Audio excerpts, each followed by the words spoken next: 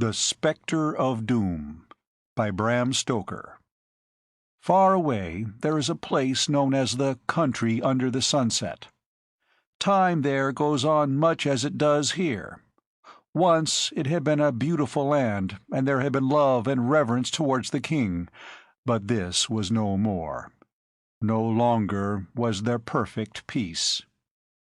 The people of the country under the sunset had become more selfish and more greedy, and had tried to grasp all they could for themselves.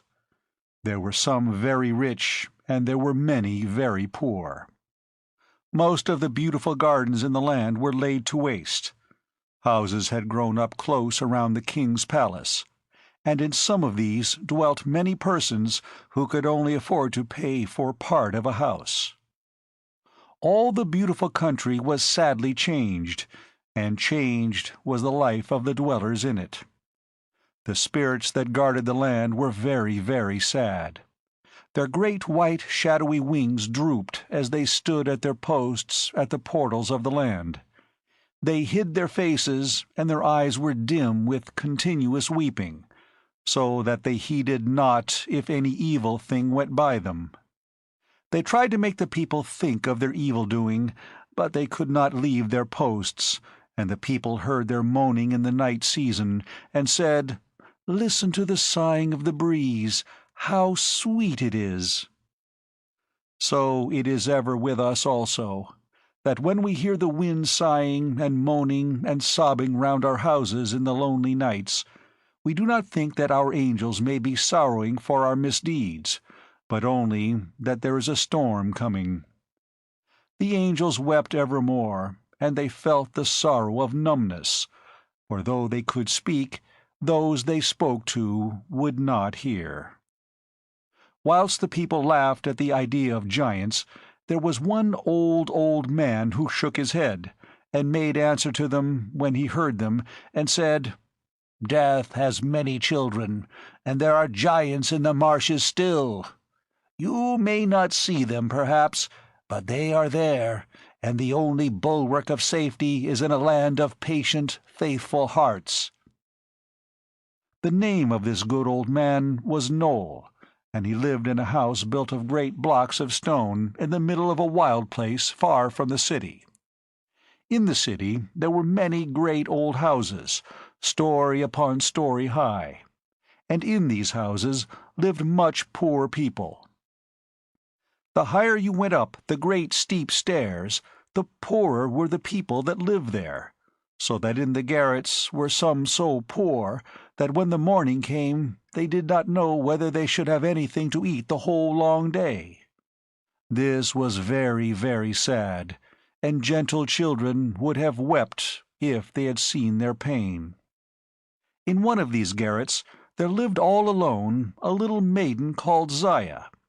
She was an orphan, for her father had died many years before, and her poor mother, who had toiled long and wearily for her dear little daughter, her only child, had died also not long since. Poor little Zaya had wept so bitterly when she saw her dear mother lying dead, and she had been so sad and sorry for a long time, that she quite forgot that she had no means of living. However, the poor people who lived in the house had given her part of their own food, so that she did not starve. Then, after a while, she had tried to work for herself and earn her own living. Her mother had taught her to make flowers out of paper, so she made a lot of flowers, and when she had a full basket she took them into the street and sold them. She made flowers of many kinds, roses and lilies and violets and snowdrops and primroses and mignonette and many beautiful sweet flowers that only grow in the country under the sunset. Some of them she could make without any pattern, but others she could not. So when she wanted a pattern she took her basket of paper and scissors and paste and brushes and all the things she used, and went into the garden which a kind lady owned, where there grew many beautiful flowers. There she sat down and worked away, looking at the flowers she wanted. Sometimes she was very sad, and her tears fell thick and fast as she thought of her dear dead mother. Often she seemed to feel that her mother was looking down at her, and to see her tender smile in the sunshine on the water. Then her heart was glad, and she sang so sweetly that the birds came around her and stopped their own singing to listen to her. She and the birds grew great friends, and sometimes when she had sung a song they would all cry out together, as they sat round her in a ring, in a few notes that seemed to say quite plainly, "Sing to us again! Sing to us again!" So she would sing again. Then she would ask them to sing, and they would sing till there was quite a concert. After a while the birds knew her so well that they would come into her room, and they even built their nests there, and they followed her wherever she went. The people used to say, "Look at the girl with the birds. She must be half a bird herself, for see how the birds know and love her." From so many people coming to say things like this, some silly people actually believed that she was partly a bird, and they shook their heads when wise people laughed at them, and said, "Indeed she must be. Listen to her singing. Her voice is sweeter even than the birds." So a nickname was applied to her, and naughty boys called it after her in the street, and the nickname was Big Bird. But Zaya did not mind the name, and although often naughty boys said it to her, meaning to cause her pain, she did not dislike it, but on the contrary, for she so gloried in the love and trust of her little sweet-voiced pets that she wished to be thought like them. Indeed, it would be well for some naughty little boys and girls if they were as good and harmless as the little birds that worked all day long for their helpless baby birds, building nests and bringing food, and sitting so patiently hatching their little speckled eggs. One evening Zaya sat alone in her garret, very sad and lonely. It was a lovely summer's evening, and she sat in the window looking out over the city. She could see over the many streets towards the great cathedral, whose spire towered aloft into the sky, higher by far even than the great tower of the king's palace. There was hardly a breath of wind, and the smoke went up straight from the chimneys, getting fainter and fainter till it was lost altogether. Zaya was very sad. For the first time for many days her birds were all away from her at once, and she did not know where they had gone. It seemed to her as if they had deserted her, and she was so lonely, poor little maid, that she wept bitter tears. She was thinking of the story which long ago her dead mother had told her, how Prince Zephyr had slain the giant, and she wondered what the prince was like, and thought how happy the people must have been when Zephyr and Bluebell were king and queen. Then she wondered if there were any hungry children in those good days, and if indeed, as the people said, there were no more giants. So she thought and thought as she went on with her work before the open window. Presently she looked up from her work and gazed across the city. There she saw a terrible thing, something so terrible that she gave a low cry of fear and wonder, and leaned out of the window, shading her eyes with her hand to see more clearly. In the sky beyond the city she saw a vast shadowy form with its arms raised. It was shrouded in a great misty robe that covered it, fading away into air so that she could only see the face and the grim spectral hands. The form was so mighty that the city below it seemed like a child's toy. It was still far off the city. The little maid's heart seemed to stand still with fear as she thought to herself, "The giants, then, are not dead. This is another of them." Quickly she ran down the high stairs and out into the street. There she saw some people and cried to them, "Look, look, the giant, the giant!" and pointed towards the form which she still saw moving slowly onwards to the city. The people looked up, but they could not see anything, and they laughed and said, "The child is mad." Then poor little Zaya was more than ever frightened, and ran down the street crying out still, "Look, look, the giant, the giant!" But no one heeded her, and all said, "The child is mad," and they went on their own ways. Then the naughty boys came around her and cried out, "Big Bird has lost her mates. She sees a bigger bird in the sky, and she wants it." And they made rhymes about her, and sang them as they danced round. Zaya ran away from them, and she hurried right through the city, and out into the country beyond it, for she still saw the great form before her in the air. As she went on, and got nearer and nearer to the giant, it grew a little darker. She could see only the clouds, but still there was visible the form of a giant hanging dimly in the air. A cold mist closed around her as the giant appeared to come onwards towards her. Then she thought of all the poor people in the city, and she hoped that the giant would spare them, and she knelt down before him and lifted up her hands appealingly and cried aloud, "Oh, great giant, spare them, spare them!" But the giant moved onwards, still as though he never heard. She cried aloud all the more, "Oh, great giant, spare them, spare them!" And she bowed down her head and wept, and the giant still, though very slowly, moved onwards towards the city.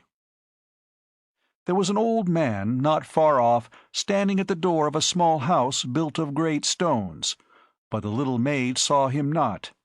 His face wore a look of fear and wonder, and when he saw the child kneel and raise her hands, he drew nigh and listened to her voice. When he heard her say, "O great giant," he murmured to himself, "It is then even as I feared. There are more giants, and truly this is another." He looked upwards, but he saw nothing, and he murmured again, "I see not, yet this child can see, and yet I feared, for something told me that there was danger. Truly, knowledge is blinder than innocence." The little maid, still not knowing there was any human being near her, cried out again, with a great cry of anguish, "Oh, do not, great giant, do them harm! If someone must suffer, let it be me. Take me. I am willing to die, but spare them, great giant, and do with me even as thou wilt." But the giant heeded not. And Noel, for he was the old man, felt his eyes fill with tears, and he said to himself, "O noble child, how brave she is! She would sacrifice herself." And coming closer to her, he put his hand upon her head. Zaya, who was again bowing her head, started and looked round when she felt the touch. However, when she saw that it was Noel, she was comforted, for she knew how wise and good he was, and felt that if any person could help her, he could. So she clung to him and hid her face in his breast, and he stroked her hair and comforted her. But still he could see nothing. The cold mist swept by, and when Zaya looked up, she saw that the giant had passed by, and was moving onwards to the city.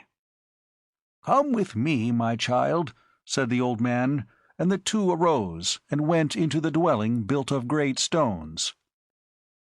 When Zaya entered, she started, for lo, the inside was a tomb.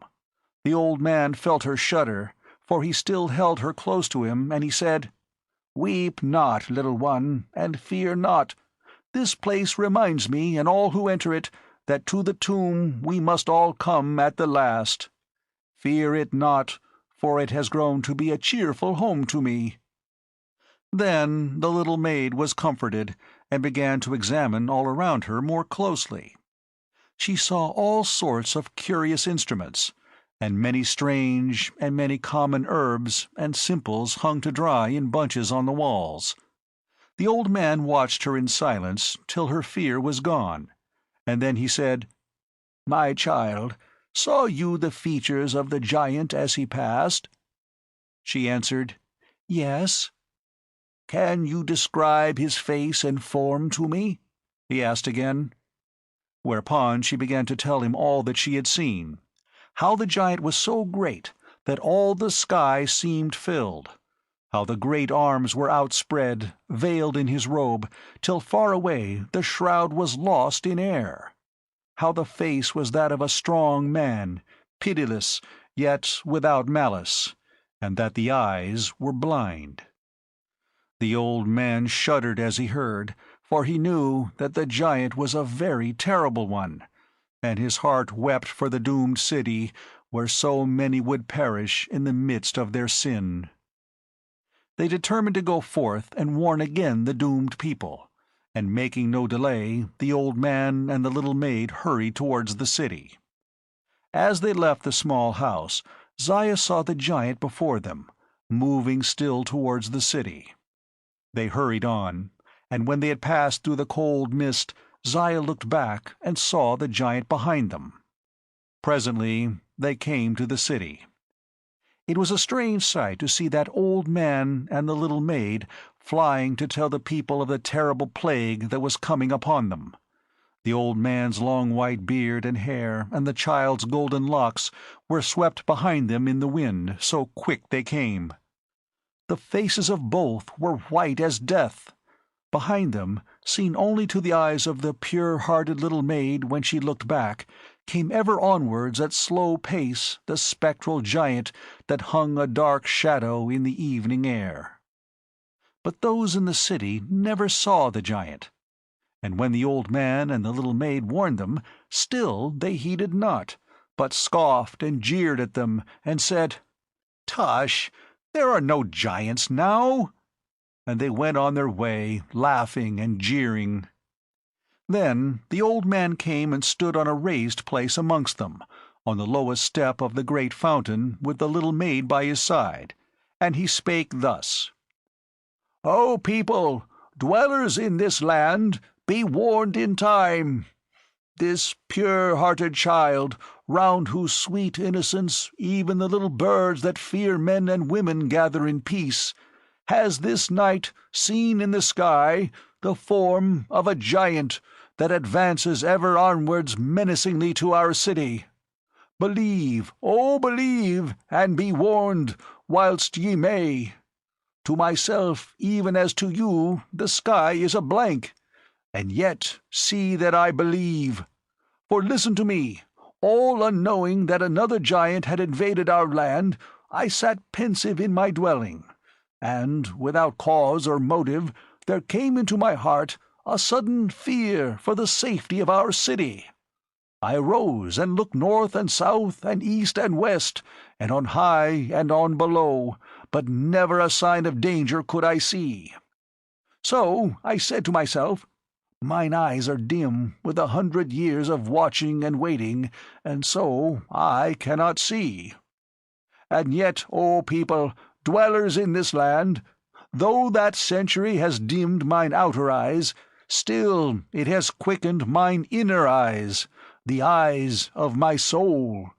Again I went forth, and lo, this little maid knelt and implored a giant, unseen by me, to spare the city.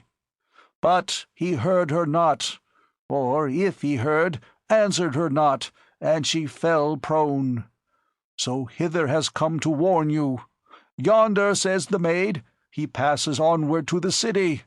Oh, be warned in time!" Still the people heeded not, but they scoffed and jeered the more, and said, "Lo, the maid and the old man both are mad!" And they passed onwards to their homes, to dancing and feasting as before. Then the naughty boys came and mocked them, and said that Zaya had lost her birds, and had gone mad, and they made songs and sang them as they danced round. Zaya was so sorely grieved for the poor people that she heeded not the cruel boys. Seeing that she did not heed them, some of them got still more rude and wicked, and they went a little way off and threw things at her and mocked her all the more. Then, sad of heart, the old man arose and took the little maid by the hand and brought her away into the wilderness, and lodged her with him in the house built with great stones. That night Zaya slept with the sweet smell of the drying herbs all around her, and the old man held her hand that she might have no fear. In the morning Zaya arose betimes and awoke the old man, who had fallen asleep in his chair. She went to the doorway and looked out, and then a thrill of gladness came upon her heart, for outside the door, as though waiting to see her, sat all her little birds, and many, many more. When the birds saw the little maid, they sang a few loud, joyous notes, and flew about foolishly for very joy, some of them fluttering their wings and looking so funny that she could not help laughing a little. When Noel and Zaya had eaten their frugal breakfast and given some to their little feathered friends, they set out with sorrowful hearts to visit the city, and to try once more to warn the people. The birds flew around them as they went, and to cheer them sang as joyously as they could, although their little hearts were heavy. As they walked, they saw before them the great shadowy giant, and he had now advanced to the very confines of the city. Once again they warned the people, and the great crowds came around them, but only mocked them more than ever, and naughty boys threw stones and sticks at the little birds and killed some of them. Poor Zaya wept bitterly, and Noel's heart was very sad. After a time, when they had moved from the fountain, Zaya looked up and started with joyous surprise, for the great shadowy giant was nowhere to be seen. She cried out in joy, and the people laughed and said, "Cunning child! She sees that we will not believe her, and she pretends that the giant has gone." They surrounded her, jeering, and some of them said, "Let us put her under the fountain and duck her, as a lesson to liars who would frighten us." Then they approached her with menaces. She clung close to Noel, who had looked terribly grave when she had said she did not see the giant any longer, and who was now as if in a dream, thinking. But at her touch he seemed to wake up, and he spoke sternly to the people and rebuked them. But they cried out on him also, and said that as he had aided Zaya in her lie, he should be ducked also, and they advanced closer to lay hands on them both. The hand of one who was a ringleader was already outstretched, when he gave a low cry and pressed his hand to his side, and, whilst the others turned to look at him in wonder, he cried out in great pain and screamed horribly. Even whilst the people looked, his face grew blacker and blacker, and he fell down before them, and writhed the while in pain, and then died. All the people screamed out in terror and ran away, crying aloud, "The giant! The giant! He is indeed amongst us!" They feared all the more that they could not see him. But before they could leave the market-place, in the centre of which was the fountain, many fell dead, and there their corpses lay. There in the centre knelt the old man and the little maid, praying, and the birds sat perched around the fountain, mute and still, and there was no sound heard save the cries of the people far off. Then their wailing sounded louder and louder, for the giant, Plague, was amongst and around them, and there was no escaping, for it was now too late to fly. Alas!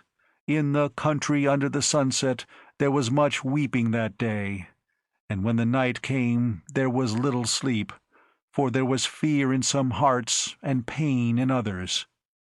None were still except the dead, who lay stark about the city, so still and lifeless that even the cold light of the moon and the shadows of the drifting clouds moving over them could not make them seem as though they lived. And for many a long day there was pain and grief and death in the country under the sunset. Noel and Zaya did all they could to help the poor people, but it was hard indeed to aid them, for the unseen giant was amongst them, wandering through the city to and fro, so that none could tell where next he would lay his ice-cold hand. Some people fled away out of the city, but it was little use, for go how they would and fly never so fast, they were still within the grasp of the unseen giant. Ever and anon he turned their warm hearts to ice with his breath and his touch, and they fell dead. Some, like those within the city, were spared, and of these some perished of hunger, and the rest crept sadly back to the city, and lived or died amongst their friends. And it was all, oh, so sad, for there was nothing but grief and fear and weeping from morn till night.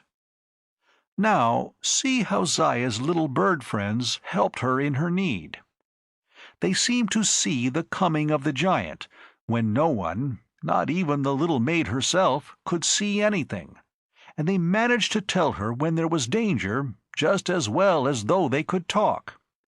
At first Noel and she went home every evening to the house built of great stones to sleep, and came again to the city in the morning and stayed with the poor sick people, comforting them and feeding them, and giving them medicine which Noel, from his great wisdom, knew would do them good. Thus they saved many precious human lives, and those who were rescued were very thankful, and henceforth, ever after, lived holier and more unselfish lives. After a few days, however, they found that the poor sick people needed help even more at night than in the day, so they came and lived in the city altogether, helping the stricken folk day and night. At the earliest dawn Zaya would go forth to breathe the morning air, and there, just waked from sleep, would be her feathered friends waiting for her. They sang glad songs of joy, and came and perched on her shoulders and her head, and kissed her. Then, if she went to go towards any place where, during the night, the plague had laid his deadly hand, they would flutter before her, and try to impede her, and scream out in their own tongue, "Go back! Go back!" They pecked of her bread and drank of her cup before she touched them, and when there was danger, for the cold hand of the giant was placed everywhere, they would cry, "No, no!" and she would not touch the food or let anyone else do so. Often it happened that, even whilst it pecked at the bread or drank of the cup, a poor little bird would fall down and flutter its wings and die. But all they that died did so with a chirp of joy, looking at their little mistress, for whom they had gladly perished. Whenever the little birds found that the bread and the cup were pure and free from danger, they would look up at Zaya jauntily, and flap their wings and try to crow, and seemed so saucy that the poor sad little maid would smile. There was one old bird that always took a second, and often a great many pecks at the bread when it was good, so that he got quite a hearty meal, and sometimes he would go on feeding till Zaya would shake her finger at him and say, "Greedy!" and he would hop away as if he had done nothing. There was one other dear little bird, a robin with a breast as red as the sunset, that loved Zaya more than one can think. When he tried the food and found that it was safe to eat, he would take a little tiny piece in his bill and fly up and put it in her mouth. Every little bird that drank from Zaya's cup and found it good raised its head to say grace, and ever since then the little birds do the same, and they never forget to say their grace, as some thankless children do. Thus Noel and Zaya lived, although many around them died, and the giant still remained in the city. So many people died that one began to wonder that so many were left, for it was only when the town began to get thinned that people thought of the vast numbers that had lived in it. Poor little Zaya had got so pale and thin that she looked like a shadow, and Noel's form was bent more with the sufferings of a few weeks than it had been by his century of age. But although the two were weary and worn, they still kept on their good work of aiding the sick. One morning the old man was very weak, so weak that he could hardly stand. Zaya got frightened about him and said, "Are you ill, father?" For she always called him father now. He answered her in a voice, alas, hoarse and low, but very, very tender. "My child, I fear the end is coming. Take me home, that there I may die." At his words, Zaya gave a low cry and fell on her knees beside him, and buried her head in his bosom and wept bitterly, whilst she hugged him close. But she had little time for weeping, for the old man struggled up to his feet, and seeing that he wanted aid, she dried her tears and helped him. The old man took his staff, and with Zaya helping to support him, got as far as the fountain in the midst of the market-place, and there, on the lowest step, he sank down as though exhausted.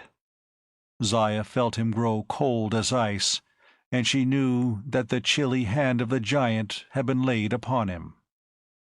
Then, without knowing why, she looked up to where she had last seen the giant, as Noel and she had stood beside the fountain. And lo, as she looked, holding Noel's hand, she saw the shadowy form of the terrible giant who had been so long invisible growing more and more clearly out of the clouds. His face was as stern as ever, and his eyes were still blind. Zaya cried to the giant, still holding Noel tightly by the hand, "Not him! Not him!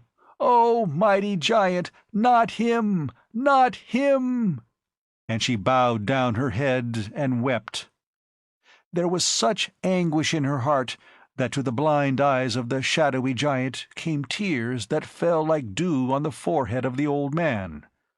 Noel spake to Zaya, "Grieve not, my child. I am glad that you see the giant again, for I have hope that he will leave our city free from woe. I am the last victim, and I gladly die." Then Zaya knelt to the giant and said, "Spare him! Oh, spare him, and take me! But spare him! Spare him!"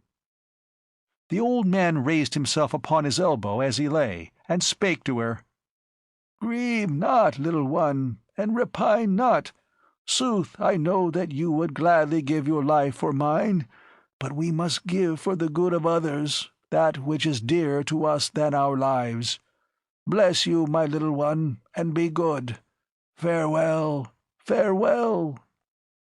As he spake the last word, he grew cold as death, and his spirit passed away. Zaya knelt down and prayed, and when she looked up, she saw the shadowy giant moving away.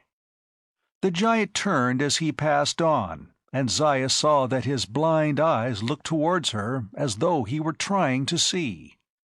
He raised the great shadowy arms, draped still in his shroud of mist, as though blessing her, and she thought that the wind that came by her moaning bore the echo of the words, "Innocence and devotion save the land."